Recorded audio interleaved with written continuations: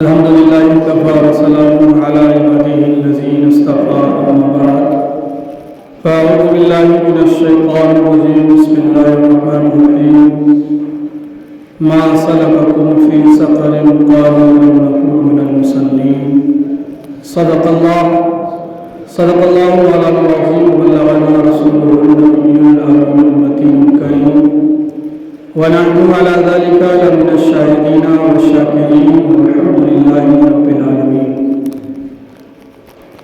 آئیے مختصری سے بیشتر اپنے اور ساری کائنات کے مرکز عقیدت شاہ بہروبر مالک و خوشبتر اللہ کے پیغمبر دور عالم کے سرور رسول رسولہ پیغمبر پیغمبران کے تو اٹھانے والے کو گرانے والے بے قسم کے قص بے مسلم کے بس سید المرسلین خاتم النبیین شفیع المسلمین انیس الغریبین رحمۃ للعالمین جناب احمد مصطفیٰ محمد مصطفیٰ فدا صلی اللہ تعالی علیہ وسلم کی بارگاہ بکس پناہ میں جھوم کر درود شریف کا نذرانہ عقیدت کے ساتھ پیش کریں اور صلی علی سیدنا شفیعنا حبیبنا مولانا محمد بارک وسلم صلی اللہ علیہ وسلم علیکہ یا رسول اللہ صلی اللہ تعالی علیہ وسلم۔ یا خدا بہرے جناب مصطفیٰ امداد کن، یا خدا بہرے جناب مصطفیٰ امداد کن، یا رسول اللہ از بہرے خدا امداد کن۔ یا شہید کربلا یا دافع کرب و بلا کل بخار شہزادائی کل قبا امداد کن۔ غوث اعظم بمنے بسر و ساما مددی امعیدی مددی کعبہ ایمہ مددی بگرداب بلا افتادہ کشتی ضعیفانی شکستہ رات و کشتی محق خواجہ عثمان عالم مدد کن یا معین الدین چشتی۔ قادریم یا نعرہ غوث اعظم زنم، قادریم یا نعرہ غوث اعظم زنم دمدہ شیخ احمد رضا خان قطب عالم زنم، دمدہ شیخ اختر رضا خان قطب عالم زنم۔ اور ڈاکٹر اقبال نے کیا ہی خوب کہا ہے، مسجد مرثیہ خواہاں کی نمازی نہ رہے، مسجد مرثیہ خواہاں کی نمازی نہ رہے، یعنی وہ صاحب اوصاف حجازی نہ رہے۔ مسجد تو بنا لی شب بھر میں ایمان کی حرارت والوں نے، مسجد تو بنا لی شب بھر میں ایمان کی حرارت والوں نے، من اپنا پاپی پرانا تھا کہ برسوں میں نمازی بن نہ سکا، من اپنا پاپی پرانا تھا کہ برسوں میں نمازی بن نہ سکا۔ حضرات، اس وقت ملک ہندوستان کے حالات کیا ہیں؟ سوشل میڈیا کا دور ہے، آپ سب کی کانوں تک باتیں پہنچتی ہے، اور ملک ہندوستان میں اس وقت جو حالات ہیں وہ یہ ہے کہ کبھی ہماری مسجدوں پر حملے کی بات ہوتی ہے تو کبھی خانقاہوں اور درگاہوں پر حملے کی بات ہوتی ہے۔ میں یہ سمجھتا ہوں کہ پوری دنیا کے حالات کیسے بھی ہوں، ہماری ان چیزوں کے چھوڑنے کی وجہ سے جب ہم اپنی چیزوں کو چھوڑ دیں گے تو پھر غیر ہماری چیزوں پر قبضہ کرتا ہوا ضرور نظر آئے گا۔ آج ہماری مسجدوں پر، ہماری درگاہوں پر اگر حملہ ہو رہا ہے تو اس میں کہیں نہ کہیں ہماری اور آپ کی غلطیاں ہیں، کہیں نہ کہیں ہماری اور آپ کی کمیاں ہیں کہ جس وجہ سے غیر ہماری مسجدوں پر حملہ کرتے ہوئے نظر آتے ہیں، جس وجہ سے غیر ہماری خانقاہوں اور درگاہوں کی طرف نظر اٹھاتے ہوئے نظر آتے ہیں۔ آج ہماری مسجدیں عالی شان ہیں، ہماری مسجدیں خوبصورت ہیں، لیکن آؤ پیغمبر اسلام صلی اللہ تعالی علیہ وسلم کا میں فرمان آپ کو سناؤں۔ میرے آقا مصطفیٰ جان رحمت صلی اللہ تعالی علیہ وسلم نے حدیث پاک میں ارشاد فرمایا کہ قرب قیامت ایک ایسا زمانہ آئے گا، قیامت سے پہلے ایک ایسا زمانہ آئے گا کہ مسجدیں عالی شان ہوگی لیکن وہ مسجدیں نمازیوں سے خالی ہوں گی۔ آپ تاج شریعہ جامع مسجد کو دیکھیں، خوبصورت قالین بھی موجود ہیں، گرمی کے موسم میں ایک نہیں بلکہ 4 اے-سیاں موجود ہیں، ٹھنڈ کے موسم میں گرم پانی سے وضو بنانے کے لیے گیزر بھی موجود ہیں۔ یہ ساری چیزیں مہیا ہیں، سب موجود ہیں، لیکن پھر بھی ہماری مسجدیں خالی ہیں، ہماری مسجدیں ویران ہیں۔ اور اسی کا رونا ڈاکٹر اقبال نے رویا تھا کہ مسجد مرثیہ خواہی کے نمازی نہ رہیں، مسجد مرثیہ خواہاں کی نمازی نہ رہیں، یعنی وہ صاحب اوصاف حجازی نہ رہیں۔ مسجد تو بنا لی شب بھر میں ایمان کی حرارت والوں نے، مسجد تو بنا لی شب بھر میں ایمان کی حرارت والوں نے، من اپنا پاپی پرانا تھا کہ برسوں میں نمازی بن نہ سکا، من اپنا پاپی پرانا تھا کہ برسوں میں نمازی بن نہ سکا۔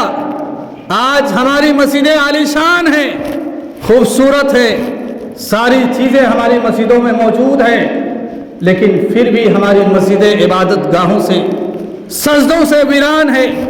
لیکن اگر میں یہ بات کہوں تو بیجا ہوگا کہ اس امت کا 95% لوگ ایسے ہیں جو نماز نہیں پڑھتے ہیں، جو اللہ کی عبادت نہیں کرتے ہیں، اور 5% ہی لوگ ایسے ہیں جو نماز پڑھتے ہیں۔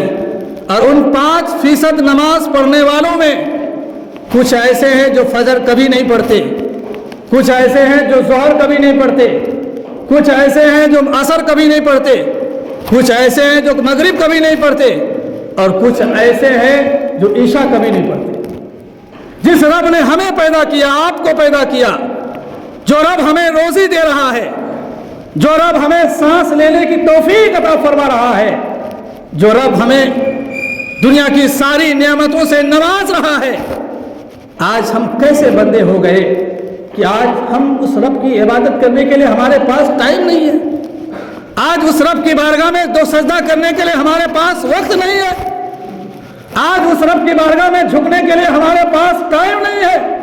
جو رب ہمیں سانسیں بھی دے رہا ہے، جو رب ہمیں رزق بھی دے رہا ہے، جو رب ہمیں دنیا کی ساری نعمتوں سے نواز رہا ہے، لیکن آج ہم کیسے بندے ہو گئے کہ آج اس رب کی بارگاہ میں 5 وقت میں 1 وقت بھی ہم نہیں دے پا رہے، 5 وقت میں 1 وقت بھی ہم اس رب کی بارگاہ میں سجدہ نہیں کر پا رہے ہیں۔ کیسے بندے ہو گئے، ہم کیسے بندے ہو گئے؟ اسی وجہ ہے کہ آج ہماری مسجدیں ویران ہیں، آج ہماری مسجدیں خالی ہیں، سب ہونے کے باوجود بھی۔ سنو میرے آقا کا فرمان، دل اگر ہو میرے آقا کا فرمان غور سے سنو۔ جس بستی میں مسجد ہو، جس آبادی میں مسجد ہو، جس محلے میں مسجد ہو، میرے آقا کا فرمان ہے کہ اگر مسجدیں آباد رہتی ہیں، اچھا آباد کیسے رہیں؟ کیا اگر ہم ہزاروں روپے کا قالین لا کر مسجد میں دے دیں، 4 اے سی لگا دیں، گیزر لا کر رکھ دیں، سٹائی لا کر رکھ دیں، کیا ہماری مسجدیں آباد ہو جائیں گی؟ کبھی نہیں ہو سکتی۔ مسجد قالین سے آباد نہیں ہوتی، مسجد عبادت کرنے سے آباد ہوتی ہے، مسجد سجدہ کرنے سے آباد ہوتی ہے۔ میرے آقا نے فرمایا کہ اگر مسجدیں آباد رہتی ہے، لوگ نماز پڑھنے آتے ہیں، اور نماز پڑھ کر جیسے ہی مسجد سے باہر جاتے ہیں تو یہی خانہ خدا، یہی مسجد رب کی بارگاہ میں عرض کرتی ہے، مولا اے پروردگار عالم، فلاں محلے والوں نے، فلاں بستی والوں نے مجھے آباد کیا ہے، مولا تو اس کے گھر کو آباد فرما دے۔ لیکن اگر یہ مسجد عبادتوں سے خالی رہی، یا مسجد سجدوں سے خالی رہی، تو یہی مسجد رب کی بارگاہ میں دعا کرتی ہے، مولا فلاں محلے والوں نے مجھے عبادتوں سے ویران کر دیا ہے، فلاں محلے والوں نے مجھے سجدوں سے ویران کر دیا ہے، مولا تو اس کے گھر کو ویران کر دے، تو اس کے گھر کو تباہ کر دے۔ پتہ کیا چلا کہ اگر گھروں کو آباد رکھنا چاہتے ہو تو مسجدوں کو آباد رکھنا پڑے گا۔ جب تمہاری مسجدیں سجدوں سے آباد رہے گی تب تمہارا گھر آباد رہیں گے، لیکن اگر تم نے سجدوں سے اپنے مسجدوں کو آباد نہیں کیا، جانو کہ میرا فرمان نہیں، کسی عالم کا فرمان نہیں، مصطفیٰ جان رحمت کا فرمان ہے کہ جو مسجدوں کو سجدوں سے ویران کر دیتا ہے، اللہ اس کے گھروں کو ویران کر دیتا ہے۔ اس لیے خدا را مسجدوں کو سجدوں سے آباد کیا کرو، سجدوں سے آباد کیا کرو۔ میں عرض کر رہا تھا کہ اس امت کا 95% لوگ ہیں جو نماز نہیں پڑھتے۔ اچھا کچھ ایسے بھی لوگ ہیں جو جمعہ تک بھی نہیں پڑھتے۔ ابھی ٹھنڈ کا موسم آئے گا، دیکھیے گا بہت سے لوگ نہانے کی وجہ سے کئی دنوں تک ناپاک رہیں گے ٹھنڈ میں، سوچتے ہیں کہ اگر جمعہ کا دن آ جائے گا پھر نہائیں گے کہیں موت نہ آ جائے۔ ارے خدا کے بندے، جب موت تمہاری لکھی ہے تو موت آئے گی، ایک سیکنڈ نہ آگے جا سکتے نہ پیچھے جا سکتے ہو. لیکن ہم میں دیکھیے گا اسی گاؤں میں محلے میں ملیں گے وہ سے لوگ، جب زیادہ ٹھنڈ ہوگی لوگ کئی جمعہ چھوڑ دیں گے، کئی دنوں تک ناپاک رہیں گے، جمعہ نہیں پڑھیں گے، ناپاک رہیں گے. سنو میرے آقا کا فرمان، میرے نبی نے فرمایا جس نے 3 جمعہ چھوڑ دیا، 3 جمعہ جس نے چھوڑ دیا، قضا کر دیا، نہیں پڑھی، میرے نبی فرماتے ہیں اللہ ایسے بدبخت کے دلوں پر شقاوت کی مہر لگا دیتا ہے. اللہ ایسے بدبخت کے دل پر شقاوت کی مہر لگا دیتا ہے جو 3 جمعہ مسلسل چھوڑ دیتا ہے. اب بتائیے مہر کون لگاتا ہے؟ اللہ لگاتا ہے. اور جس کے دل پر بدبخت کی مہر اللہ لگا دے، کیا اسے دین کی باتیں اثر کرے گی؟ کیا اسے تقریر سننا اثر کرے گی؟ کوئی فائدہ نہیں دے گی. اور کچھ لوگ ایسے بھی ہم میں ہیں جو صرف اور صرف عید اور بقرعید کی نماز پڑھتے ہیں، عید اور بقرعید کی نماز پڑھتے ہیں. اور یہی لوگ جو جمعہ نہیں پڑھتے، عید اور بقرعید کی بھی نماز نہیں پڑھتے، لیکن جب یہ 11ویں کرتے ہیں، جب یہ 12ویں مناتے ہیں اور دھوم دھام سے بریانی کا انتظام کرتے ہیں، تو ہم ہی مسلمان ہیں جو شوق سے جاتے ہیں ان کے گھر میں کھاتے ہیں جو بے نمازی ہوتے ہیں، شوق سے کھاتے ہیں.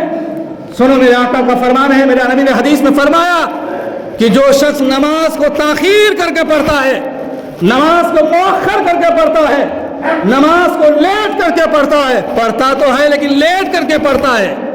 ابھی ہم میں سے بہت سے لوگ تہجد شب جب مسجد میں نماز پڑھنے آئے ہوں گے، بہت سے لوگ ایسے بھی ہوں گے جو فجر کی نماز ابھی جمعہ سے پہلے ادا کیے ہوں گے، فجر کی قضا نماز ابھی جمعہ سے پہلے ادا کیے ہوں گے، بہت سے لوگ ایسے ہوں گے.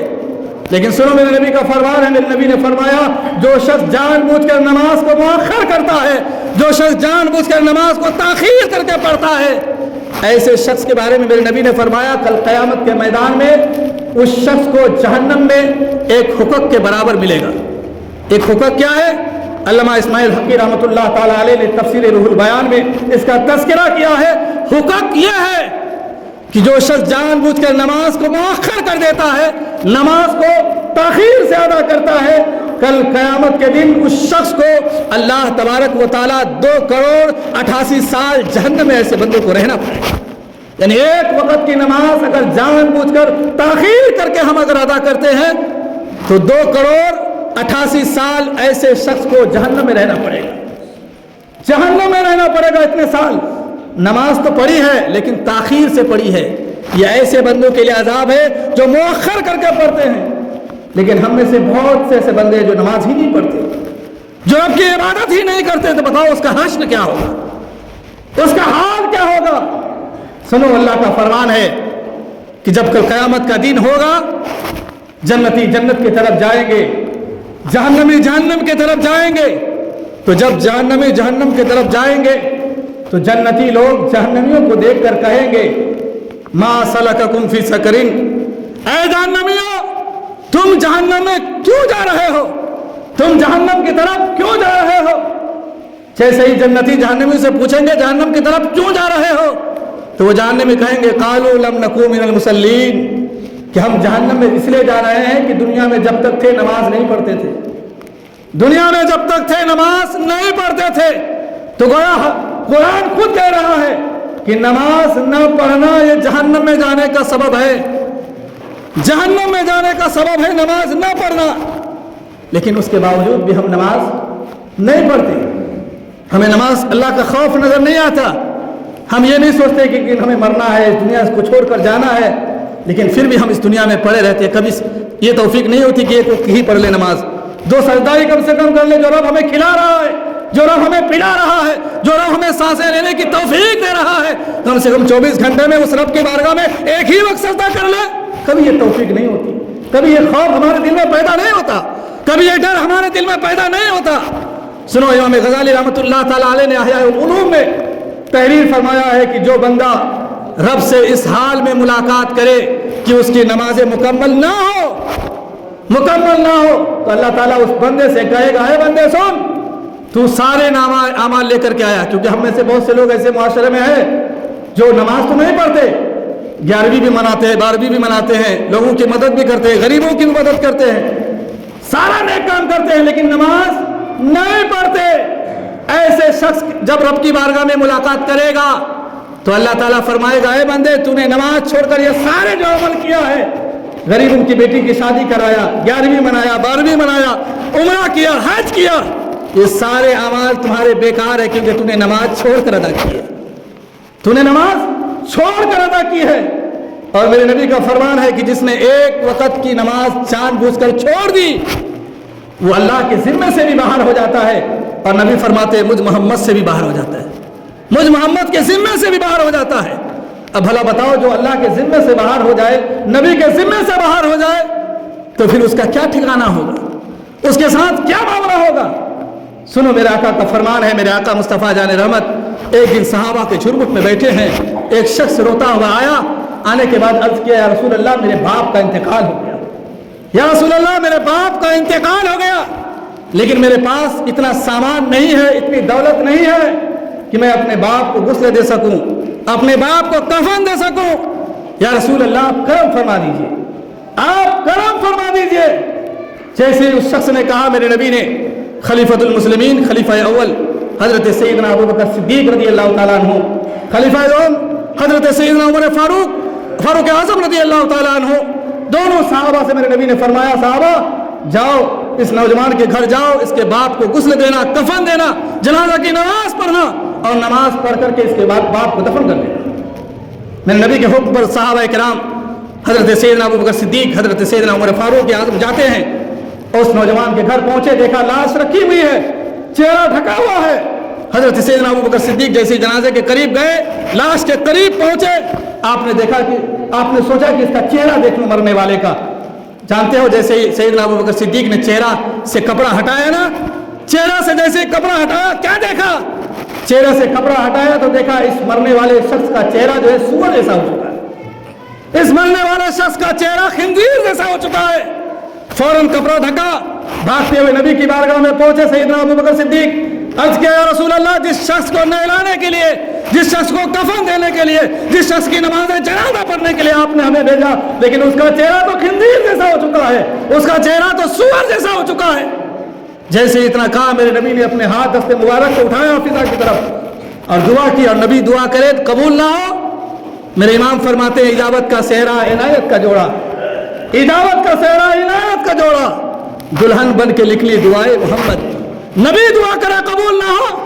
میرے نبی نے دعا کی، تھوڑی دیر کے بعد اپنے ہاتھوں کو سمیٹا، صحابہ سے کہا صحابہ جاؤ، اب اس کا چہرہ اصلی صورت میں آ گیا ہوگا، اب اس کا چہرہ اصلی صورت میں آ گیا ہوگا، جاؤ۔ پھر حضرت سیدنا ابوبکر صدیق، حضرت عمر فاروق دونوں گئے، جا کر کیا دیکھتے ہیں، ہاں چہرہ اصلی صورت میں آ چکا ہے، نہا لایا، کفن دیا، نماز جنازہ پڑھی، نماز جنازہ پڑھنے کے بعد جیسے قبر کے پاس لایا، سیدنا ابوبکر صدیق نے سوچا ایک مرتبہ اور چہرہ دیکھ لوں، ایک مرتبہ اور چہرہ دیکھ لوں۔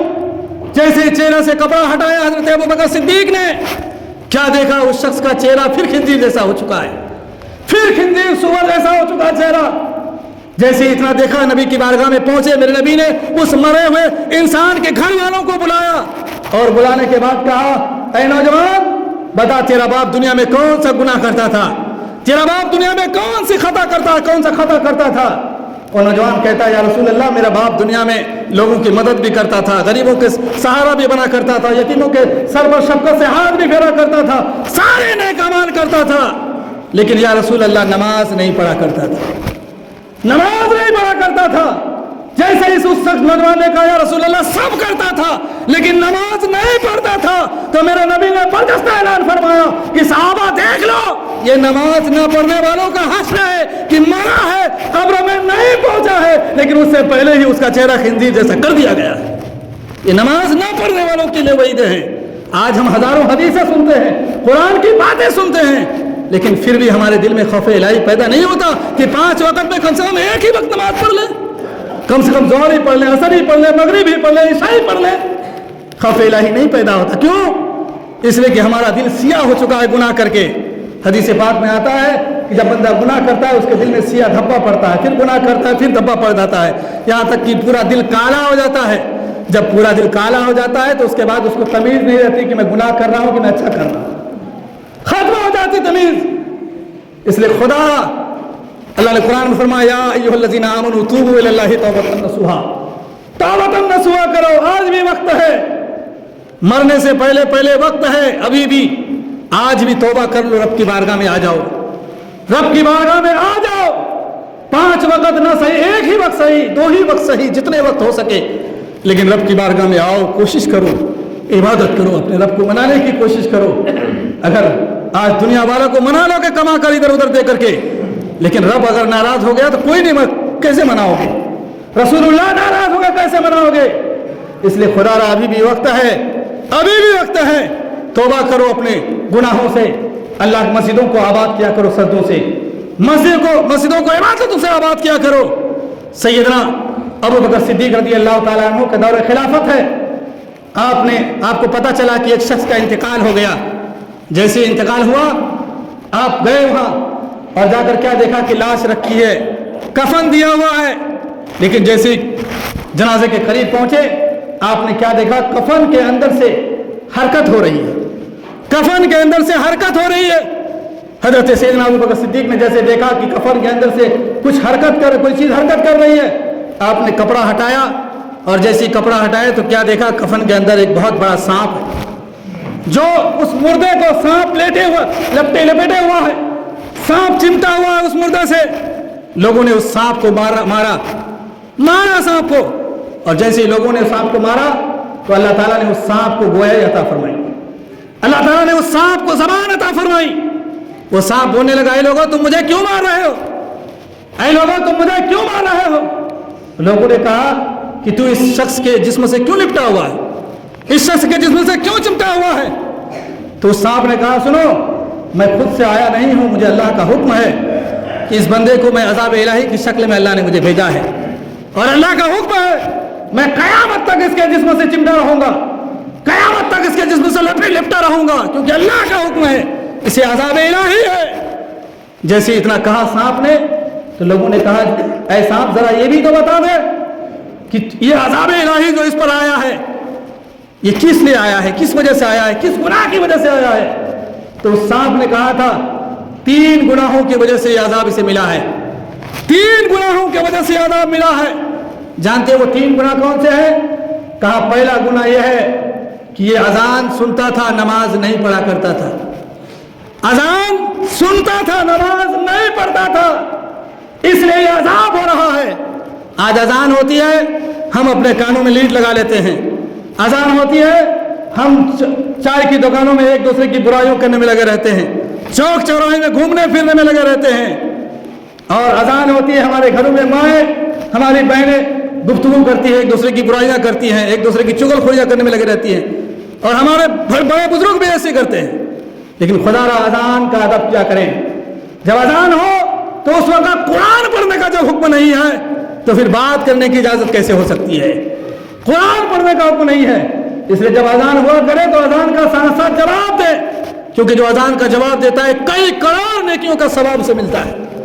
लेकिन हम अजान के वक्त अपने कामों में मशगूल रहते हैं, बातचीत में रहते हैं, एक दूसरे की बुराई में लगे रहते हैं। तो सांप ने कहा था, इसे जो अजाब हो रहा है, पहला इस वजह से हो रहा है कि अजान सुनता था, नमाज नहीं पढ़ता था। आज यही हाल हमारा है, अजान सुनते हैं, हम अपने घरों में या घर के मोहरे पर बैठे रहते हैं, ऐसा लगता है कि हम मुसलमान ही नहीं हैं, ऐसा लगता है कि अजान हमें नहीं पुकार रही है, किसी और को पुकार रही है। बस हम और आप 11वीं 12वीं या फिर नारा लगाने के लिए मुसलमान है, अल्लाह की इबादत के लिए नहीं मुसलमान है। खुदारा अपने दिल में खौफ इलाही पैदा करें, खशयत इलाही पैदा करें। और दूसरा बताया था, दूसरा यह है कि अपने माल की ज़कात नहीं निकालता था, माल की ज़कात नहीं निकालता था। आज हम मुसलमान भी है तो सच्चे दिल से अपने माल की ज़कात निकाल देना, हमारे माशरे में कोई गरीब नहीं बचेगा। सही माल की अगर हम ज़कात निकाल दें अपने अपने मालों की, तो हमारे माशरे में कोई गरीब नहीं बचेगा, हमारा माशरा फूलता फलता रहेगा। लेकिन जब साल में एक मरतबा ज़कात निकालने की बात आती है और थोड़ा ज़्यादा ही ज़कात क्या निकलता है, हम और आप इधर उधर टाल मटोल करने लगते हैं, ज़कात नहीं निकालते हैं, फितरा निकाल देते हैं, ये समझते हैं कि बहुत बड़ा ज़कात निकाल दिया हमने। बहुत से लोग फितरा ही को बहुत बड़ा ज़कात समझते हैं। खुदारा अगर मालदार हो, हर रमज़ान में पूरे साल होने पर अपने मालों की ज़कात निकाला करो, और अगर ज़कात नहीं निकालोगे तो वही पैसा तुम्हारी बीमारियों में या किसी और तरह की तुम्हारे मुसीबतों में डालकर वो पैसा उससे कई गुना निकल जाएगा।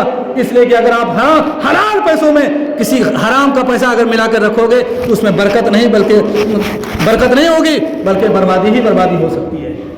तो ज़कात नहीं दिया करता था। और तीसरी बात ये थी कि ये उलमा की बात नहीं सुनता था, उलमा की बात नहीं सुनता था। आज क्या होता है, बहुत से लोग बोलते हैं अरे मौलवियों का काम है बोलना, मौलवियों का काम है तकरीर करना। बहुत से लोग सोचते हैं अभी जुमा की तकरीर हो रही है, इमाम साहब का काम है और जुमा बोलना, चलो अभी खुतबा का वक्त होगा तब आएंगे, और जैसे आएगा खुतबा शुरू होगा क्या उसके बाद आएगा, 2 रकात नमाज पढ़ेगा और इस तरीके से मस्जिद से भागेगा। ऐसा लगता है कि वो कैद खाना में बंद था, कैद खाना में बंद था, ऐसा लगता है। सुन्नत भी नहीं पढ़ता, जो जुमा के बाद 4 रकात सुन्नत मुअक्कदा है वो भी नहीं पढ़ता। अरे खुदा के बंदे, कम से कम हफ्ते में 1 मरतबा नमाज पढ़ते हैं, वो नमाज तो पूरी कर लो। वो नमाज भी पूरी नहीं करता। कैसे हम बंदे हैं, कैसे रब के बंदे हैं। अगर अल्लाह ताला कहर नाजिल फरमाएगा ना, तो हमारे पास ऐसे अमल नहीं कि जिसकी वजह से हम बच सकें, हमारे पास कोई ऐसा रास्ता नहीं जिसकी वजह से हम बच सके। हम इतने नाफरमान हो गए हैं, लेकिन फिर भी हमारे दिल में अल्लाह का खौफ नहीं पैदा होता। हम उलमा को कहते हैं इनका काम बयान करना, हाँ हमारा काम बयान करना है। हम बयान करके लोगों को बता करके निजात पा जाएंगे, क्योंकि हदीस कह रही है। लेकिन अगर आपने उलमा की बात नहीं सुनी, फिर रब की बारगाह में जब पकड़ होगी तो फिर क्या जवाब दोगे, कौन सा मुंह दिखाओगे। इसलिए उलमा जो बयान करें उनकी बातों को सुना करें, उनकी गुफ्तगू को सुना करें। खास तौर से अपने अहले सुन्नत वल जमात के जो उलमा है, आज ज़्यादातर लोग यूट्यूब के मुफ्ती बने हुए रहते हैं, सोशल मीडिया के मुफ्ती बने रहते हैं। ज़्यादातर हमारे नौजवान लोग कुछ मसला जानना है या कुछ भी मसाइल जानना है, वो फ़ौरन यूट्यूब में सर्च करते हैं और निकाल, ये नहीं देखता ये बात अहले हदीस है, बदअकीदा है, कौन है, कुछ नहीं पता। अगर वो गलत बता दिया, उस पर आपने ईमान अकीदा रख लिया तो आपका ईमान वहीं पर ख़त्म हो गया। इसलिए आज भी उलमाए किराम आपके दरमियान मौजूद हैं, उनके पास जाकर के कोई भी मसला हो उनसे पूछा करो, अपने उलमा की तकरीरें सुना करो और उनसे नसीहतें लेने की कोशिश करो। अपने आखिरत को संवारने की कोशिश करो, अपने आखिरत को बेहतर करने की कोशिश करो। आज हम परेशान क्यों हैं? इसलिए कि आज हम नमाज नहीं पढ़ते, अल्लाह की इबादत नहीं करते। कसम खुदा की, अगर सच्चे दिल से हम रब की इबादत करने लग जाएं तो हमारा दुनिया भी बेहतर होगा और इंशाअल्लाह आखिरत भी बेहतर होगी। इसलिए मेरे नबी ने फरमाया कि मस्जिद आबाद रहती है तो अल्लाह की इबादतों से रहती है, सजदों से रहती है। मस्जिद कालीन से या 2-4-6 महीने में 200-400 रुपया मिंबरी देने से मस्जिद आबाद नहीं रहती।